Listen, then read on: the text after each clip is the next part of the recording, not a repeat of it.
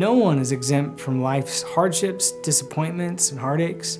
These times can leave us disoriented, even questioning why a God who's able to stop the worst from happening sometimes just doesn't. Even tougher is attempting to give an answer for the why of such tragedies, as any immediate justification or explanation doesn't ease the pain we feel. The harder we try to understand why me, the less we seem to find answers. Now, I don't pretend to know why certain things happen, but I do know that the scriptures reveal a God who leaves no tear or pain to waste and can use what was intended for evil as his very weapon to overcome it. Though the bad never ceases to be bad, God can use it as sacred soil to sprout new life and hope. God using what was meant for evil as the sword to overcome it is central to the gospel and woven throughout the whole scriptures. Hebrews 11 lists saints of old, each who had their share of weaknesses, imperfections, and tragedy. Noah, Abraham, Jacob, Joseph, Moses, Gideon, Samson, David, they all experienced why me moments. Though often destitute, afflicted, betrayed, and mistreated, they all came to trust that God was working out good from the bad. And though not given the privilege to fully understand or see the why of their pain, they took comfort in the who that used their pain for his glory. So we're introduced to Joseph in pain and tragedy. He was betrayed by his brothers, sold into slavery, wrongfully accused of rape and adultery, thrown into prison and left to die alone and forgotten. But God didn't forget. None of Joseph's tears went to waste. At the appointed time, God gave Joseph an audience and favor with Pharaoh, and then he made Joseph second in command of Egypt.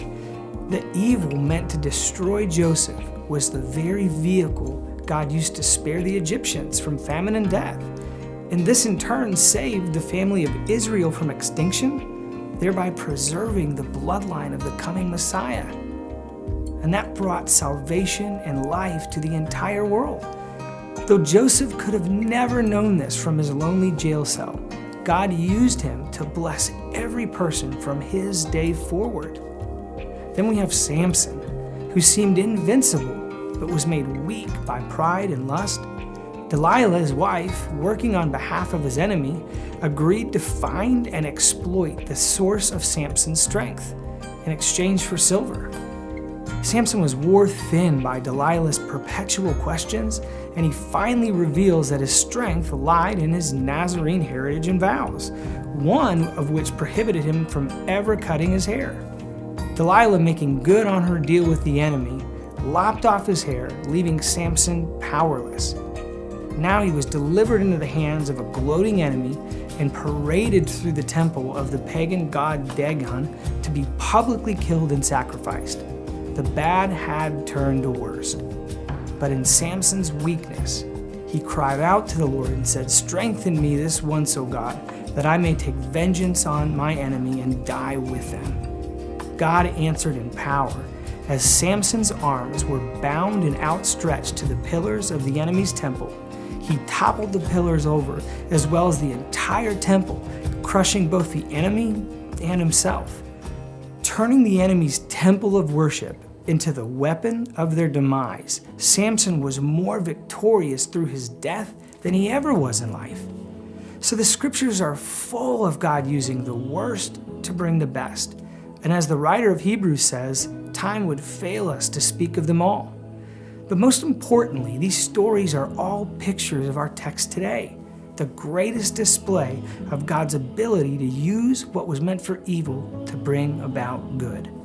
In the Garden of Gethsemane, the bad was about to turn to the absolute worst. Now Jesus was the one betrayed by an insider, rejected by his own kinsmen, bound and captured by the enemy, and he was sent on his way to a terrible death by execution. There was not a more awful event his disciples could fathom. For them, it was all over. Evil triumphing over good, God seemingly silent and indifferent that night. But the stories of Joseph, Moses, Noah, Samson, and others, they were there to give comfort that it wasn't over. God was readying the world for his final defeat of death and sin.